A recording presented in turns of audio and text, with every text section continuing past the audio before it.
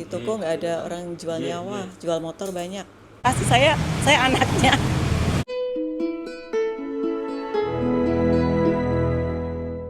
Ya. Apa? Willow nggak pakai sabuk. Oh iya, kita ke rumah Eyang, terus ke rumah Mbak Uti. Bocil. Bocil. Assalamualaikum Eyang. Kami datang. Bunganya sudah layu ya, panas, hujan tiap hari. Masya Allah loh. Kenapa ada itu nih di atas Bi? Siapa yang naruh? Kok ada gituan? Ya Allah. Layu ya. Kita nggak kesini berapa hari ya? 3 ya. Namanya Siswinarti. Assalamualaikum. Itu kejatuhan dari atas karena aku bilang kan di makamnya ibu itu cantik. Satu dia ada lampung di atasnya, yang kedua ada bunga. Jadi kalau kejatuhan makam Eyang, makam ibu wangi ya. Ayo kita doa. Kita sedekahkan Al-Fatihah sama surat-surat pendek.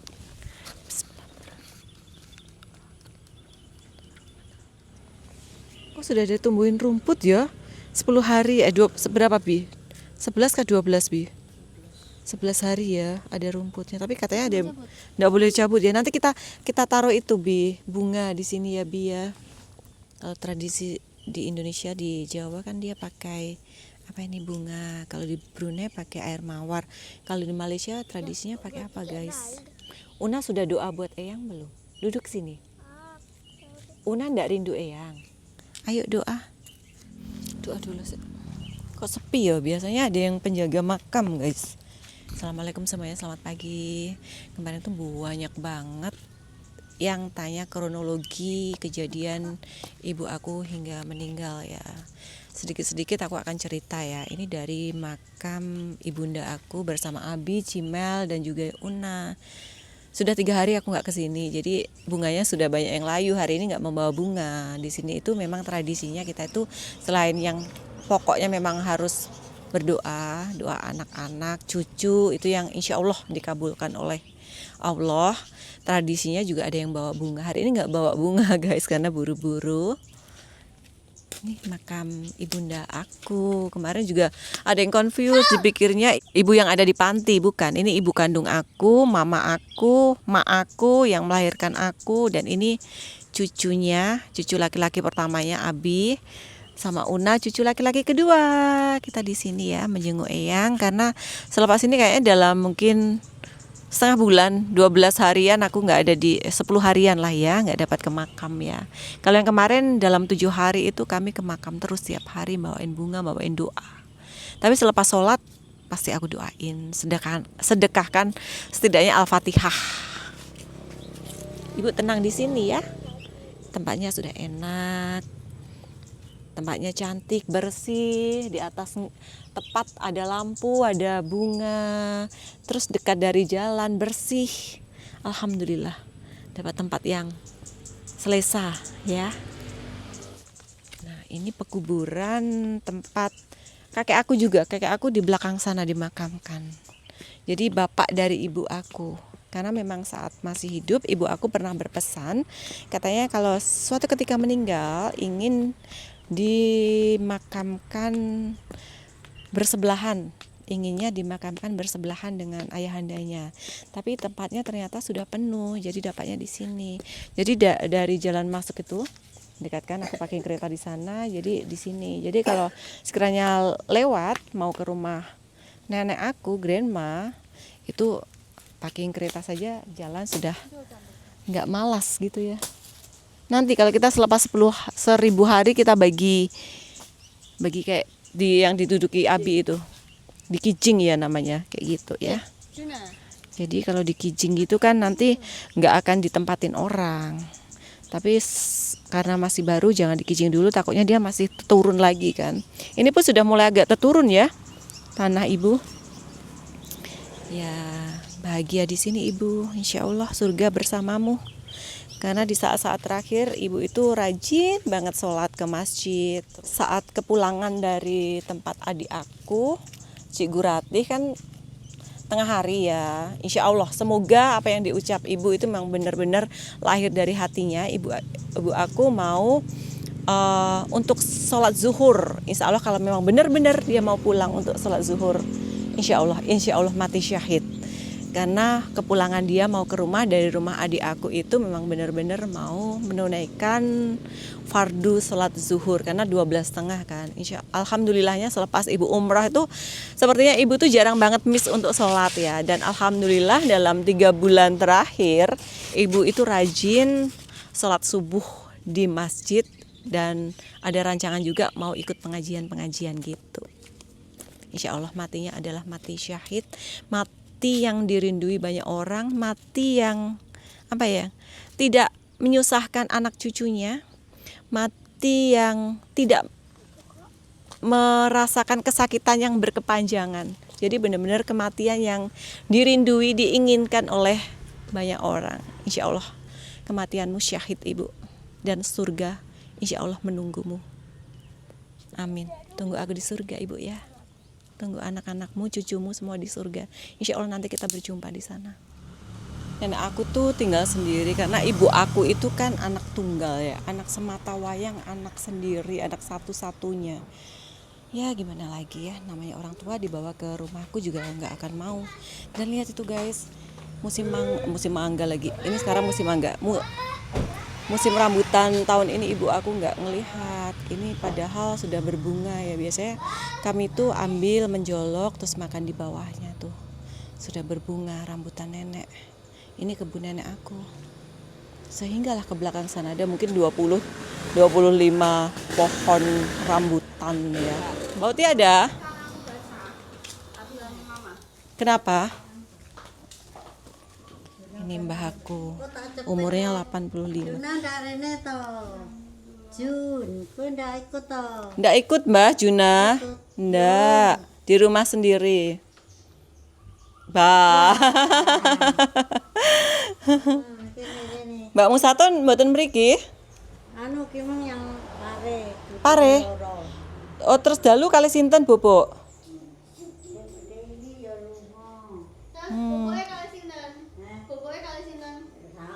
Pencomboran sapi guys. Ayo teruskan. Lihat Mas Abi. Bi atau Bi? Mas waktu dari timur tuh Mas mau kemana toh? Saya balik kantor. Oh Mas kerja di mana? Di BNI. Di BNI. Terus itu jam rehat siang gitu. Nggih, saya istirahat. Balap. Lek balap kula nggih niku nyalek ibuke. Soalnya kalau kan fleksibel toh Bu, carane istirahat kalih balik ini kan betul terikat jam waktu kan Mas. Harusnya gini Mas, itu kan pertigaan ya simpang gitu. Harusnya jangan rati agak pelan gitu kan harusnya. Lek kemarin saya ngomong kasar ya memang karena satu dari pihak bapak Mas itu dari awalnya memang dia nggak begitu kayak nggak kooperatif, nggak menghargai pihak sini. Harusnya datang itu ya nggak usah ngomongin orang yang masih hidup. Yang kedua waktu kita semua orang ngelepos ya bahasa Jawanya, ngelepos di makam. Walaupun maksud aku bapak jenengan tidak Al-Fatihah, nggak berdoa, tidak ya ikutlah ngelepos. Memang panas, kita semua ngerasakan panas. Tapi cuma berapa, paling nggak sampai setengah jam. Tapi dia malah rokokan. Terus Masnya ini kesini ngomongin karena motornya pengen cepat diambil. Atau bagaimana? Nggih, tapi syaratnya Pak Wahyu ini kan kedah keluarga niki kan kedah ikhlas, maksudnya damai kali, maksudnya betul sampai diunggahnya ke pengadilan kan ngoten baru mungkin napa niku saged mengambil sepeda motor kali napa niku kali pihak keluarga salah satu. Yang penting ada nanti napa perjanjian bahwa ini tidak akan dinaikkan ke pengadilan ngoten. Makanya kula mriki nyuwun ikhlasin jenengan saged niku wau maringi keikhlasan niku wau. Berarti motornya memang mau buru-buru dipakai, nggih? Iya. Mau segera ngambil motor atau? Kalau Pak Wahyu kemarin Selasa untuk ke sana. Kalau sekiranya memang motor itu nggak diambil, Mas cuma satu. sekiranya ya, Mas cuma kehilangan motor, kami kehilangan nyawa. Kami kehilangan nyawa ibu kami, Mas. Paribaya sekiranya memang kami nggak setuju ngambil motor, sekiranya nggih, Mas cuma kehilangan motor, Mas bisa cari motor. Tapi kalau nyawa bisa dicari, nggak kan? Jadi ya udah pelan. Motor itu nanti pasti diambil, insya Allah nanti diambil, ada masanya, ada waktunya. Tapi mungkin pihak keluarga sini masih butuh waktu. Butuh waktu. Yang penting ikhlas nih kalau mboten sampai dilanjut ngoten lho Bu. Balik masalah motor nggih kula manut. Sekiranya memang dilanjut, Masnya apa takut nggih? Nggih takut Bu kula nggih. Tiyang ngeten iki carane kula teng BNI sanes pegawe Bu, kula namung outsourcingan. Kula sing pertama niku, sing kedua Kami juga orang biasa sebenarnya, Mas. Cuma ya itulah. nggih. Ya nggak bisa ngambil keputusan sendiri, Mas, harus tetap berunding. Bagi kami waktu ya. Nggih. Soalnya masih banyak yang harus kami selesaikan selain hanya karena motor ya, Mas ya. Nggih. Ya mungkin Mas boleh pakai alternatif lain, pakai motor siapa atau gimana gitulah. Motor bisa dicari tapi nyawa tidak bisa, Mas. Di toko nggak ada orang jual nyawa, jual motor banyak. Ya oke guys, aku akan ceritakan kronologi ibunda aku. Aku panggil mama aku, mak aku itu dengan sebutan ibu ya. Jadi kalau orang dulu-dulu itu kebanyakan memanggil itu, kalau ndak emak itu adalah ibu. Ibuku adalah seorang cikgu dulunya yang sudah bersara kurang lebih 4 tahun ya. Jadi untuk mengisi hari-harinya ibu itu kadang ya di rumahku, kadang di rumahnya, karena rumahku dengan rumah ibu itu kan hanya berjarak 3 rumah 4 rumah datang. Jadi hari-hari itu yang membersihkan rumah kalau sekiranya aku ndak ada itu ibu. Jadi benar-benar rasa sangat kehilangan banget aku itu. Jadi macam masih teringat gitu. Kadang ibu jalan kaki ke sini nyapu-nyapu depan rumah. Jadi waktu kejadian itu di hari Kamis tanggal 23 Oktober, ibu aku itu baru pulang dari rumah adik aku yang nomor 2. Kami itu kan 3 bersaudara. Aku nomor 1, adik aku Cik Gurati nomor 2, Cik Titi itu nomor 3. Jadi yang si nomor 2 ini tinggalnya sebelah desa. Jadi waktu itu Cik Gurati itu lagi sakit. Di tengah hari pukul 12.30 ke pukul 1 itu ibu minta izin ke adik aku Cik Gurati untuk pulang. Katanya mau, semoga benar ya, mau untuk menunaikan sholat atau sembahyang zuhur di rumah. Karena ibu aku kan alhamdulillah selepas dia bersara, selepas ibu umrah itu alhamdulillah sholatnya itu jarang banget jarang banget terlewat. Kalau pagi itu selalunya kan sholat subuh berjamaah di masjid, karena dekat rumah aku kan juga ada masjid besar. Kemudian minta izin ke adikku Ratih untuk pulang menunaikan sholat zuhur. Semoga benar-benar niatnya di dalam hati juga untuk sholat zuhur ya. Kalau sekiranya memang benar-benar untuk sholat zuhur, insya Allah ibuku adalah mati syahid. Sekitar 1,5 kilometer dari adik aku kan dia menyimpang, ada simpang 3. Nanti aku kasih lihat tempat kejadian ya kalau ada masa. Ibu aku kan kalau belok itu kan tidak mungkin laju ya, jadi dia pelan-pelan gitu, mungkin signalnya atau lampu sennya itu mungkin terlambat dia nyalakan atau gimana. Dari arah belakang itu ada seorang laki-laki umur sekitar kurang lebih 38 tahun yang sudah aku buatkan video sebelumnya dia datang. Itu tuh mungkin laju, nggak mungkin, pasti laju. Karena motornya kan motor besar, CBR. CBR itu kurang lebih berapa ya? 200 atau 150 cc ya. Dia laju. Terus kemarin pun sudah mengakui kalau dia itu ternyata laju. Dia sudah ndak termampu untuk membreak atau merem.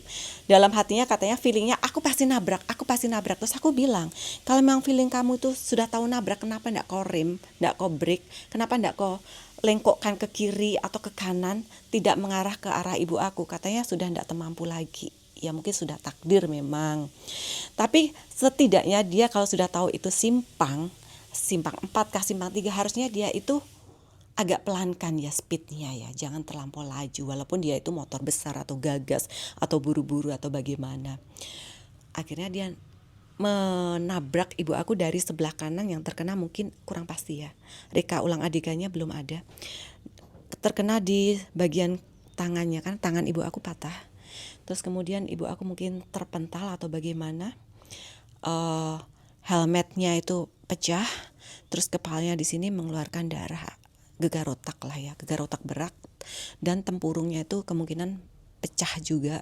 Jadi ada macam segini, nggak tahu terkena benda apa, mengucur darah, akhirnya dibopong ke pinggir jalan sama orang-orang yang di sana. Tapi yang aku sedihkan, ambulan tuh datangnya lambat karena orang-orang di sana mungkin nggak tahu bagaimana cara menelpon ambulan. Sementara jarak kejadian dengan rumah sakit atau hospital itu nggak seberapa jauh, mungkin 3 ke 4 kilometer saja dengan hospital umum yang ada di Tulung Agung. Alhamdulillahnya lagi HP ibu aku itu tidak di pin atau tidak di password ya. Jadi dia cek log panggilan terakhir itu ada di situ Gmail dengan adik aku Titi ya, Cik Titi ya. Akhirnya Cik Titi ditelepon. Tapi karena Cik Titi berada di Malang bersama aku, enggak bersama aku ya, kami satu tempat di Malang tapi berbeda tempat. Tapi Cik Titi sudah dalam perjalanan pulang ke Tulung Agung waktu dikabari kalau ibu kritis. Si Cimel juga ditelepon. Si Cimel ditelepon karena si Cimel berada di Surabaya, nggak dapat buat apa-apa. Sementara adikku Cik Rati kan lagi terkapar sakit ya. Ibu aku itu sudah macam kayak ya pingsan antara sedar dan tidak ya. Tapi masih sempat kayak menangis menitikkan air mata, tapi sudah ada darah keluar dari mulutnya.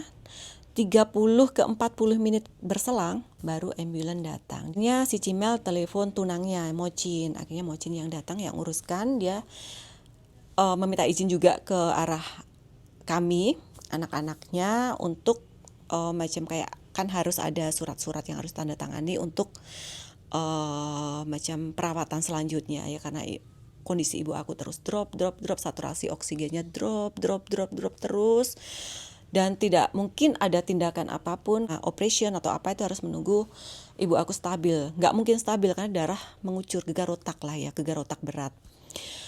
Terus sampai di rumah sakit kurang lebih, kejadian itu kurang lebih pukul 1. Sampai di rumah sakit kemungkinan pukul 2, sejam setengah kemudian pukul 3 lalu ibu aku menghembuskan nafas terakhirnya. Ketiadaan anak satu pun. Sakratul mautnya yang mendengani adalah Mocin, Mas Nanang ada ya Mel? Suami adik aku dan juga ayahanda Mocin, jadi calon mertua Cimel yang menuntun ibu aku. Mengucapkan kalimat syahadat adalah ayahanda dari tunangnya si Cimel, bapaknya si Mocin. Tapi tidak mungkin ibu aku dapat mengucap, mungkin terdengar lirih, tapi insya Allah doain ibu aku adalah kematiannya adalah mati syahid, mati yang mungkin dirindui banyak orang. Yang satu, dia tidak merepotkan anak cucunya. Yang kedua, tidak sakit yang berkepanjangan. Dan insya Allah mati syahidnya karena dia akan menunaikan sholat atau sembahyang zuhur. Ya Allah, semoga surga menanti ibunda aku ya Allah. Nah, begitulah kronologisnya. Terus bagaimana tindakan kami dengan si penabrak atau orang tersebut? Aku nggak tahu namanya siapa ya. Kami masih pikirkan lebih lanjut ya, bagaimana. Kemarin ada yang bagi tahu nggak boleh mengucap gini gitu karena posisi kalian tidak berada di posisi aku. Bagaimana rasanya kehilangan seorang anak yang di hari terakhir tidak dapat melihat wajah ibundanya karena darah kan tetap mengucur. Yang dapat melihat hanya adikku Titi, aku tidak dapat. Darah tetap mengucur. Jadi lapisan pertama itu perban macam kain, kemudian plastik, kemudian kain kafan. Tapi kata adikku Cik Titi, ibu aku mukanya bersih, berseri, macam orang tidur. Nggak macam ada kesedihan, nggak macam ada apa-apa. Macam orang yang tidur, mukanya bersih, berseri gitu. Semoga ibu aku rohnya dicucuri rahmat, husnul khotimah, ditempatkan di surga Allah Subhanahu wa Ta'ala. Terus kemarin aku sempat ke Laka. Laka itu adalah tempat untuk menyimpan barang bukti kejadian karena ada motor si penabrak juga ada motor ibunda aku. Aku melihat kondisi motornya itu hancur di bagian depan, yang pecah, yang apa itu sebagian sebelah kanan. Tapi kami belum pasti luka di kepala ibu aku tuh terkena benturan apa atau tertusuk apa, belum kami pasti. Dan kemarin alhamdulillah juga ada santunan dari Jasa Raharja. Jadi Jasa Raharja itu macam kayak asuransi kematian yang ternyata aku pikir dari surat izin mengemudi atau driving license ibu aku, ternyata bukan. Dari pembayaran pajak Ini pembayaran pajak motor. Jadi yang motor aku itu kan baru tiap tahun selalu bayar pajak cukai jalan ya. Jadi dari situ tuh ada yang namanya SWDKLLJ. Itu nilainya kalau mobil 143, ini mobil aku. Kalau motor katanya 44.000. Jadi kemarin keluar kurang lebih 50 juta rupiah. Yaitu santunan yang kami terima, boleh kami pergunakan untuk keperluan-keperluan, mungkin membayar tanggungan-tanggungan ibu aku, mungkin ya untuk keperluan-keperluan yang lain ya. Terus hari ini mau kami uruskan untuk surat visumnya karena memang kecelakaan ada lawannya. Terus untuk menguruskan menutup apa itu namanya, gaji ibu aku itu apa jenenge Mel? Per bulan apa? Pensiun. Kan ibu aku Besara itu pasti ada uang tunjangan tiap bulan. Jadi kami akan tutup kalau ada macam kayak tanggungan atau hutang atau apa, kami akan tutup karena kewajiban kami sebagai ahli warisnya. Ya, begitu ya ceritanya ya. Nanti kalau ada cerita tambahan nanti aku akan ceritakan di kemudian hari ya. Untuk kisah selanjutnya bagaimana motor aku yang dipakai ibu aku itu akan kami uruskan atau kami biarkan di sana karena memang meninggalkan kenangan pahit di motor tersebut ya. Motor Scoopy yang aku beli dari gaji YouTube aku guys. Mohon maaf ya teman-teman semuanya ya, itu dari gaji YouTube. Ya memang sudah takdir dipakai ibu aku waktu itu. Ibu aku tuh kalau di rumah aku sukanya duduk di depan TV situ guys, lihat TV, kakinya selonjor. Terus kalian lihat di sini kan ada foto keluarga ya guys ya. Tapi sekarang aku lepas guys. Kenapa? Aku tetap teringat ibunda aku sampai selepas 7 hariannya, sehingga sekarang mungkin 5 malam itu aku tidak tidur di rumah. 3 hari tidur di hotel, yang 2 malam kemarin tidur di tempat adik aku. Dan kalau kami rame-rame makan di meja makan aku ini, ibu aku tuh senangnya duduk di sini. Ini adalah kursi ibu aku. Kasih lihat tempat kejadian ibu aku tertabrak ya. Jadi ibu aku tuh dari arah sebelah sana. Adik aku Cik Gurati rumahnya sana. Rasanya aku sambil menahan enggak tahu apa ini guys. Jadi dari posisi sebelah sana, kejap ya aku turun ya. Posisinya tuh di sini. Di sini ibu aku tertabrak. Mungkin dari belok dari situ ke arah sini. Terus orangnya tuh laju dari sebelah kiri sana, dari sebelah timur ya. Terus ibu aku itu digotong sama orang-orang, ditidurkan di sini guys, dalam keadaan panas pukul 1. Jadi ini posisi kan jalannya lurus ya. Jadi kalau jalan lurus itu kan orangnya laju-laju banget. Mau tanya, ibu ingat nggak ya ibu yang meninggal di sini tertabrak? Nggak tahu. Yang hari Kamis mungkin, Kamis sore. Bukan. Yang ibu-ibu orangnya Bango Putih, rumahnya Bang Wan. Ingat nggak? Oh, ke pasar nggak lihat. Jadi waktu ibu saya digeletakkan di sini pun ibu nggak tahu. Ada darah nggak di sini banyak gitu? Nggak tahu juga. Darahnya yang bersihkan siapa? Ya udah, saya mengucapkan terima kasih. Saya anaknya.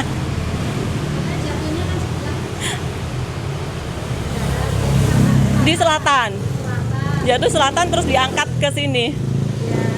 Jadi ibu saya tuh beloknya dari sebelah sana sudah. Dari timur semuanya. Ke utara. Ibu saya terpental atau gimana, Bu? Tergeletak di sana, lepas itu di bawah sini. Berarti dia kayak kerobohan motor. Enggak. Motor laki itu terseret sampai sini kok. Terseret sampai jauh yang motornya laki-laki itu ya. Terus motor ibu saya di dekat sini.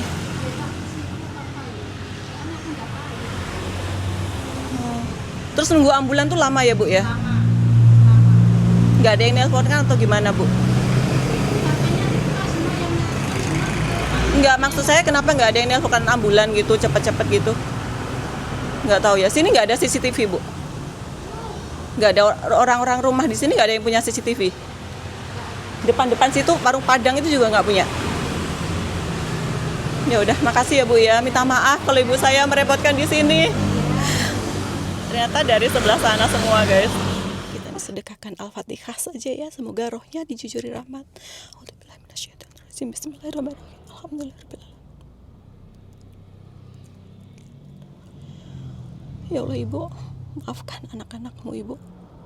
Maafkan. Allahumma.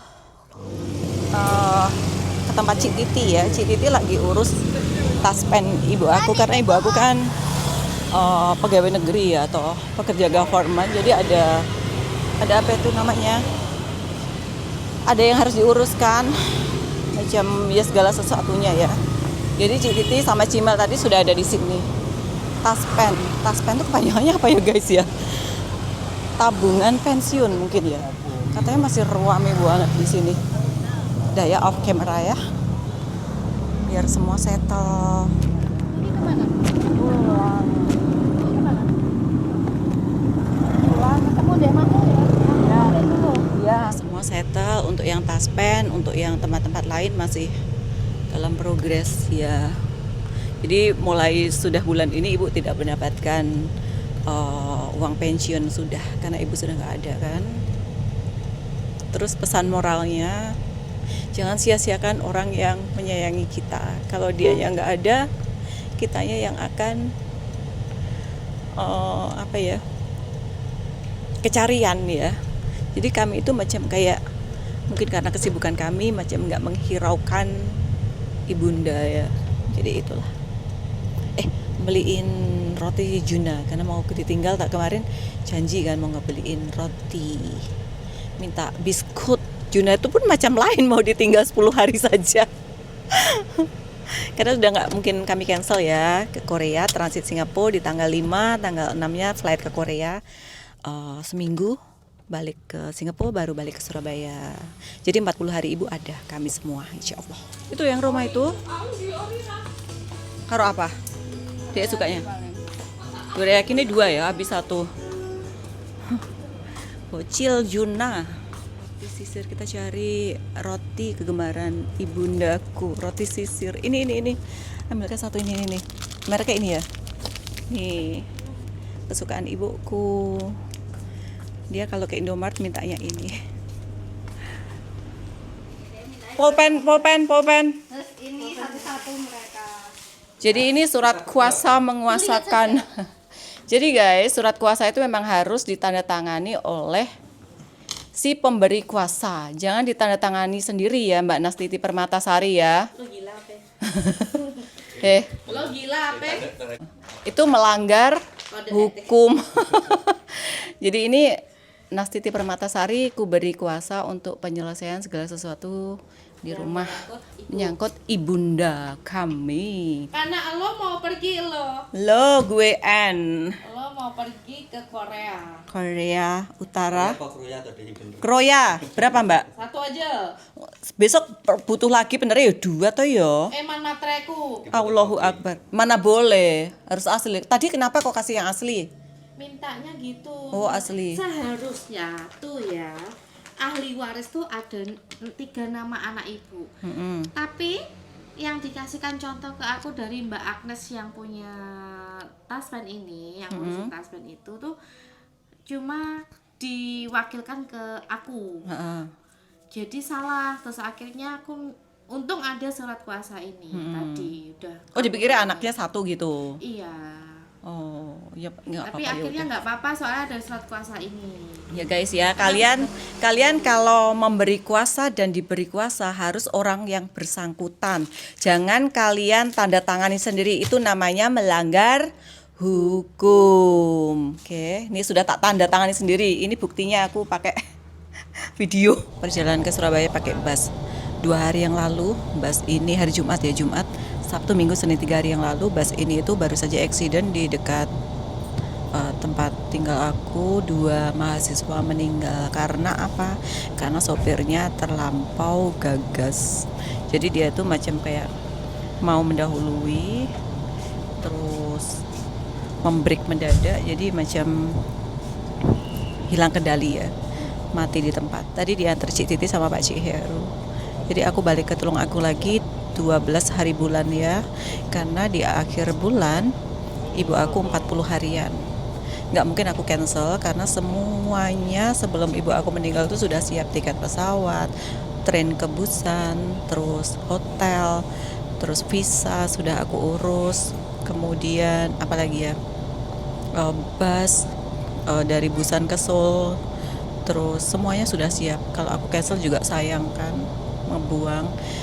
Ya siapa tahu dengan perjalanan ke Korea dapat mengobati luka hati ini, jadi biar lebih stabil juga. Bukan maksud kami berbahagia. Ya ada masanya kita itu bersedih, tapi nggak boleh berkelanjutan juga kesedihan itu ya. Kita harus meniti hidup kedepannya lagi. Jadi semoga sebalik dari Korea lebih ikhlas, lebih dapat menerima keadaan yang sebenar, dan keberanian di rumah lebih timbul lagi, karena beberapa hari ini nggak dapat tinggal di rumah, cuman siang hari, itu pun naik turun itu sama-sama dengan Gmail ya. Kalau di atas sama-sama di atas, di bawah sama-sama di bawah. Kalau malamnya nggak dapat tinggal di rumah. Sebalik dari Korea dapat seperti dulu lagi. Tuh basnya, ini bas yang ada di sini guys. Tapi bukan Bagong, ini brandnya Harapan Jaya.